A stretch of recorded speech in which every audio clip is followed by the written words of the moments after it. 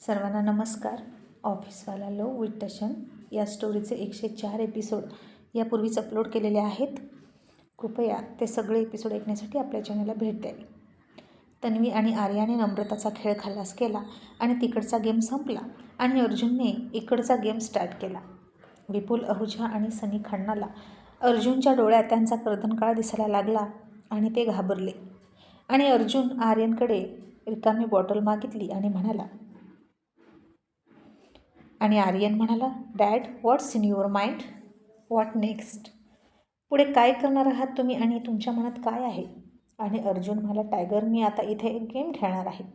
आता इथे ही जी बॉटल आहे ना, ते मी फिरवणार आणि इथे एक पिस्तूल ठेवला जाईल. असं म्हणून अर्जुननं त्याचा पिस्तूल तिथं ठेवलं आणि म्हणाला, या बॉटलचं तोंड जिकडे असेल त्याच्याकडे बंदूक येईल आणि मग तो पॉवरफुल असेल. त्याचं काय आहे ना, निशस्त्र व्यक्तींवर हल्ला करणं मला पसंत नाही आणि ते माझ्या स्टेटसला शोभत नाही. समोरच्याला त्याचा डिफेन्स करण्याचा पुरेपूर चान्स मिळाला पाहिजे. असं म्हणून अर्जुननं बॉटल फिरवली आणि नेमकं त्या बॉटलचं तोंड अर्जुनकडेच आलं. आणि अर्जुन हसून म्हणाला, oh my God, Sunny and mister Ahuja, आज तुमचं लक बॅड आहे. गन माझ्याकडे येणार. असं म्हणून अर्जुन ती गन उचलणार इतक्यात अर्जुनच्या आधीच सनीनं ती गन उचलली आणि अर्जुनवर रोखली आणि म्हणाला, आर यू सिली मॅन? तू मूर्ख आहेस का अर्जुन देसाई? तू स्वतःच इथे गन ठेवली आणि तुला काय वाटलं, मी तुझा गेम बघत बसेन का? आणि अर्जुन देसाई, आता तू तुझ्या शेवटच्या घटका मोज. तसं तर स्वीटीच्या पोटातल्या बाळानंतर मी तुला ढगात पाठवणार होतो, पण असू दे. तसंही आता तुझी आणि त्याची अशी ही भेट होणार नाहीच, कारण आता त्याच्या आधी तू जाशील ढगात. आणि आर्यन देसाई, तू सुद्धा तुझ्या बापासोबत शेवटच्या घटका मोज. तुझा तर राग मला फार पूर्वीपासून येतो. प्रत्येक गोष्टीत तो माझ्या पुढे असायचा. कॉलेजमधल्या मुली तुझ्याच मागे लागायच्या. मी तेव्हापासून तुझा हेट करतो आणि तुम्हा दोघांना एकमेकांचा पितापुत्र म्हणून खूप गर्व आहे ना. प्रत्येक गोष्टीत तू जिंकायचा आणि प्रत्येक गोष्टीत माझ्या पुढे यायचा. मग आताही तसंच तू माझ्या आधी माझ्या पुढे स्वर्गात जा. असं सनी म्हणाला आणि हसत होता. आणि अहुजा म्हणाला, वेल्डन सनी बेटा, वेल्डन. अशी बाजी आपल्या हातात घेता आली पाहिजे. पटकन या दोघा पितापुत्रांचा गेम ओव्हर कर आणि हा किस्सा इथेच संपवून टाक. खूप वर्षे झालं मी याच तर क्षणाची वाट बघत होतो की केव्हा माझ्या हातात पिस्तूल असेल, सगळी बाजी माझ्या हातात असेल आणि माझ्यासमोर हा अर्जुन निशस्त्र उभा असेल. आणि आता अर्जुननं हाताची घडी घातली आणि त्याच्याकडे बघायला सुरुवात केली. आणि अर्जुन म्हणाला, सनी, तुला मी निशस्त्र वाटतो का? पण तुझं हे बरोबर आहे म्हणा. सनी, तुझ्या छोट्याशा वयाला आणि बुद्धीला झेपल इतकंच धाडस करावं माणसानं आणि तितकाच तू विचारही करत आहेस. पण तू विसरू नकोस, माझा कॉन्फिडन्स हेच माझं शस्त्र आहे. आणि सनी हसून म्हणाला, आर्यन, आता तू तुझ्या बापाच्या बाजूला ये आणि काहीही चलाकी करायची नाही, नाहीतर सगळ्या गोळ्या तुमच्या छातीत जातील आणि कॉन्फिडन्ससह तुमचा श्वास बंद होईल. मग आर्यन आता पाठीमागून येऊन अर्जुनच्या बाजूला आला आणि दोघांच्याही डोळ्यात, अर्जुन आणि आर्यनच्या डोळ्यात भीती अजिबात दिसत नव्हती. आणि अर्जुन म्हणाला, सनी, पिस्तूल खाली ठेव, कारण तुला आणि या अख्ख्या कॅफेला माझ्या माणसांनी घेरला आहे. तू जरी इथून बाहेर पडलास तरी वाचू शकणार नाही. आणि सनी म्हणाला, वाचणार, मी नक्की वाचणार, पण तुम्ही नाही वाचणार. आणि मी मेलं तरी चालेल, पण तुम्हाला जिवंत ठेवणार नाही. आणि अर्जुन हसून म्हणाला, अच्छा, मग चालव गोळी. पण त्याचं काय आहे ना, त्या पिस्तूलमध्ये गोळी असेल तर तू चालवशील ना. आणि खरंच मी तुला मूर्ख वाटलो का इथं भरलेली पिस्तूल ठेवायला? आणि आता हे ऐकलं तसाच सनीचा कॉन्फिडन्स लूज पडला, त्याचा चेहऱ्याचा रंग बदलला. आर्यननं ते बघितलं आणि लगेच चालाकी करत सनीच्या हातातून ती पिस्तूल स्वतःजवळ ओढून घेतली आणि लगेच सनीवर पिस्तूल रोखली. आणि सनी आता नुसता हक्का बक्का होऊन बघत होता. आणि तो म्हणाला, आर्यन देसाई, त्या पिस्तूलमध्ये गोळ्या नाहीत ना? आणि आणि आर्यन हसला आणि म्हणाला, मूर्ख आहेस तू, खरंच कच्चा आहेस. आयुष्यभर मुलीच्या नादी लागत बसला, त्यापेक्षा तुझ्या बापाकडून काहीतरी शिकायचं ना. बघायचं आहे का तुला यात गोळी आहे का? असं म्हणून आर्यननं सनीच्या समोरची दारूची बाटली एक गोळी झाडून उडवली आणि सनी घाबरला. आणि आता अर्जुन हसला आणि म्हणाला, मला ना खूप हसायला येतं आहे. तुम्ही दोघे ना खरं तर माझ्या एका चुटकी वाजवून तुमचा जीव जाईल असे आहात. आणि तुम्हाला असं मी मच्छरसारखं समजतो, पण का तुम्ही माझ्या नादी लागता काय माहीत. आणि टायगर, तुला सांगू का, हां मिस्टर आहुजा आहे ना, याला तुझ्या मॉमसोबत लग्न करायचं होतं. आणि आर्यन आता उपरोधिकपणे हसला आणि म्हणाला, व्हॉट डॅड, सिरियसली हा लंगूर आणि मॉमसारख्या शेरणीचा हजबंड? डॅड, मॉमसाठी तर तुम्हीच परफेक्ट आहात. अर्जुन म्हणाला, येस यू आर राईट. म्हणून तर तिला मी आणि मला ती, पहिल्या नजरेत आम्ही एकमेकांना आवडलो. पण तरीसुद्धा असतात ना रे एकेकाची स्वप्न, जे आपल्या अवकातीच्या बाहेर जाऊन स्वप्न बघतात. त्यापैकीच हा एक आहे. पण आता या सगळ्याच गोष्टींचा मी शेवट करणार आहे. मी आता कंटाळलो या आहुजाला. आणि तुम्ही दोघे आता तुमच्या शेवटच्या प्रवासाची तयारी करा. तसंही मी तुम्हा दोघांना असंच जिवंत ठेवणार होतो, कारण तुम्ही टाईमपाससाठी चांगले होता. पण कसं आहे ना, जोपर्यंत तुम्ही माझा नाद करत होता तोपर्यंत ठीक आहे. तुम्ही माझ्याशी खेळत होता आणि मी तुम्हाला खेळवत होतो आणि मला मजा येत होती. पण गोष्ट आता माझ्या वंशाची आहे आणि तिथं तुम्हाला माफी नाही. तुम्ही डर्टी पॉलिटिक्स करताय आणि हे मला चालत नाही. पंगा घ्यायचा तर तो एकतर्फी घ्यायचा फक्त माझ्याशी. माझ्या फॅमिलीकडे वाकडी नजर करून बघणारा मी त्याला कधीच माफ करत नाही.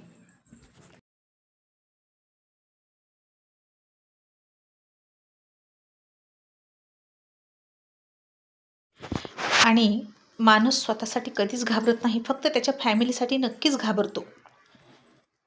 माझी फॅमिली माझी कमजोरी आहे आणि माझ्या कमजोरीवर बोट ठेवणाराला मी का जिवंत ठेवू. आणि माझी फॅमिली सगळ्याच गोष्टींनी सिक्युअर असावी असं मला वाटतं. सध्या माझ्या फॅमिलीचे सगळ्यात मोठे दुश्मन तुम्ही आहात असं म्हणून अर्जुन उठला आणि आता तुम्हाला आणखीन एक शेवटची संधी देतोय. वाचण्याची नाही, तर तुमचा मृत्यू तुम्हाला कसा हवा आहे ते सांगण्याची. मरणार तर तुम्ही आहातच, पण थोडंसं चॉईसने मरण यावं तुमचं, मग ते थोडं बेटर राहील ना आणि तुम्हालाही बरं वाटेल. आणि अर्जुननी आमच्यासोबत नाइन्साफी केली, आम्हाला शेवटची इच्छासुद्धा विचारली नाही, असं कोणी म्हणायला नको असं मला वाटतं. बोला, कुठे जीव घेऊ तुमचा, हवेत, जमिनीवर की पाण्यात? तसे आता अहुजा सनी घाबरले, ते काहीच बोलत नव्हते. आणि आता अर्जुन हाक मारत म्हणाला, जय, हे काहीच बोलत नाहीत, पण यांच्यासाठी मरण कुठे बेटर असेल आपणच ठरवूया. तर तुला काय वाटतं जय, यांना कुठे घेऊन जाऊया? आणि इतका वेळ त्यांचं ऐकत असलेला जयसुद्धा म्हणाला, बॉस, आय थिंक आपण आपल्या बिल्डिंगच्या टेरेसवर घेऊन जाऊ. आपली बिल्डिंग 20 फ्लोअरची आहे आणि तिथून आकाश जवळ दिसतं आणि तिथल्या तिथेच वर जायला त्यांना सोपं वाटेल. तसं अर्जुन आर्यन खूप हसायला लागले. आणि आर्यन म्हणाला, जय अंकल, तुम्हीसुद्धा खूप फनी आहात. आणि जय म्हणाला, आर्यन सर, आता या दोन लंगूर समोर जास्त सिरियस होऊन पण चालणार नाही. हे दोघे आहेतच इतके फनी आहे की आपोआप मला जोक करावासा वाटतो. मग इतक्यात अर्जुनचा फोन वाजला आणि तन्वी बोलत होती. आणि तन्वी म्हणाली, अर्जुन, तू अजून तुझं काम संपवलं नाहीस का? तू कुठे आहेस? आणि अर्जुन म्हणाला, वाव तनू, किती मोक्यावर फोन केलास तू. अगं जाणं, तुझ्यावर इतकं प्रेम केलं, त्याच्याशी शेवटचं बोलतेस का? आणि तन्वीनं तोंड वाकडं केलं आणि म्हणाली, काय, मी त्याच्याशी बोलू का? ढकलून दे त्याला आपल्या इमारतीवरून, म्हणे त्याच्याशी बोल आणि लवकर घरी ये. आणि असं म्हणून तिनं फोन कट केला. आणि अर्जुन म्हणाला, अरे यार, तनूनं सुद्धा फोन कट केला. पण mister Ahuja, you are very lucky man. तुमच्या लवरनं तुमचं शेवटचं लोकेशन सांगितलं बरं का. आणि तिची अशी इच्छा आहे जे जय आता म्हणाला. सो जय, उचल यांना आणि घेऊन चल. मग जयने त्यांचे हात बांधले, डोक्यामध्ये काळं कापडची पिशवी घातली आणि विपुल आहुजा आणि सनी खन्ना फडफड करायला लागले. काही वेळाच्या प्रवासानंतर जेव्हा त्यांचे डोळे उघडले तेव्हा त्यांनी आजूबाजूला बघितलं तर अख्खी मुंबई तिथून दिसत होती. थंड वारा सुटला होता आणि ती 20 मजली उंच इमारतीच्या टेरेसवर होते. आपण इथे कसे आलो, कुठून आलो हे त्यांना कळलं पण नाही. आणि जास्त वेळ न घालवता अर्जुनने स्वतः एक पिस्तूल घेतला. आर्यनच्या हातात सुद्धा एक पिस्तूल दिला आणि म्हणाला, टायगर, जो तुझा गुन्हेगार आहे त्याला तू संपव आणि जो माझा गुन्हेगार आहे त्याला मी संपवणार. आणि ही दुश्मनी इथेच संपली. तसे आहुजा सनी घाबरले आणि सनी म्हणाला, प्लीज प्लीज मला माफ करा. आहुजासुद्धा आता मृत्यू दिसायला लागला समोर आणि घाबरायला लागला आणि म्हणाला, प्लीज अर्जुन, प्लीज नको मारू, यापुढे तुझ्या वाटेला जाणार नाही. सनीसुद्धा म्हणाला, मी हा देश सोडून जातो पण प्लीज मारू नका. आणि आर्यन म्हणाला, सनी, सापानं कितीही शपथ घेतली ना की मी डसणार नाही, तरीसुद्धा त्याच्या आतलं विष त्याला शांत बसू देत नाही. तो कधी ना कधी डसतो आणि त्याच्या आतलं विष बाहेर काढतो. तसा तूही आहेस, तुझ्या बापासारखा. त्यामुळे आता याच सापाला ठेचल्याशिवाय गत्यंतर नाही. तू देसाई खानदानाचा निर्वंश करायला निघाला होता, पण आता खन्ना खानदानाचा निर्वंश होणार आणि आहुजा खानदानाचा सुद्धा.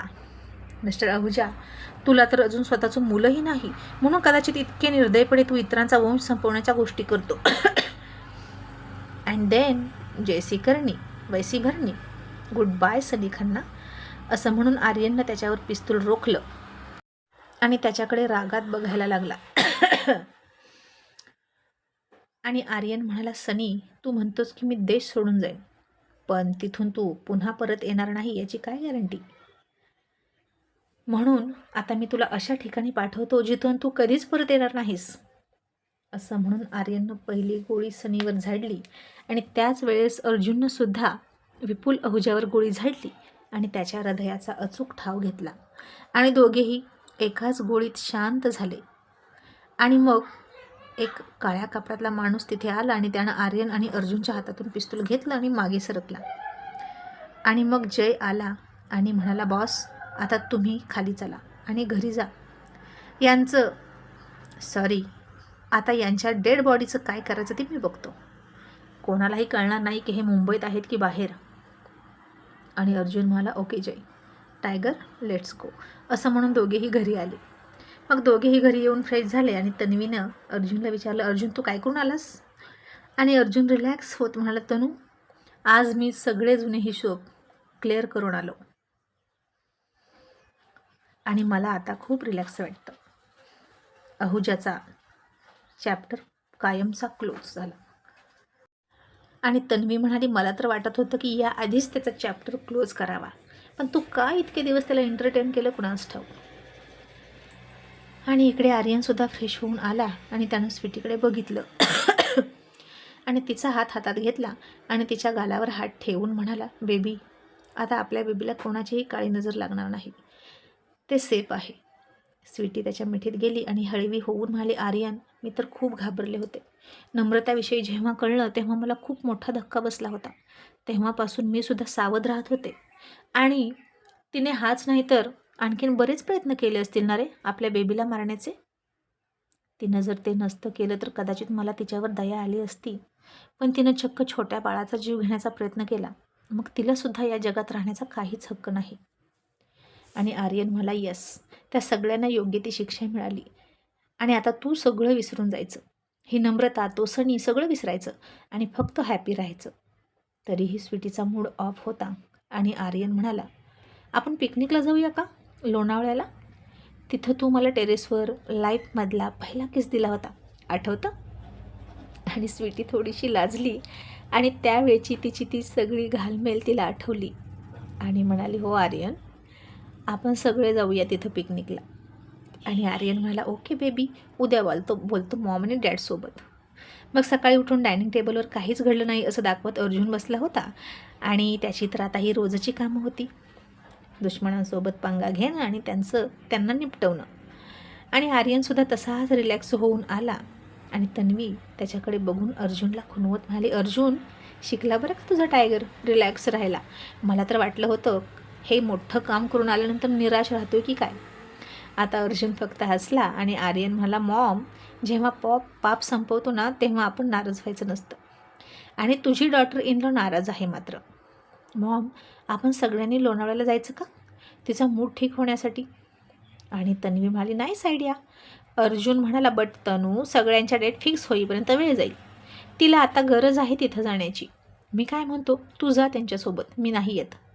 तन्वी म्हणाली, अरे पण विचारू तरी ते सगळ्यांना, येतील तितके येतील.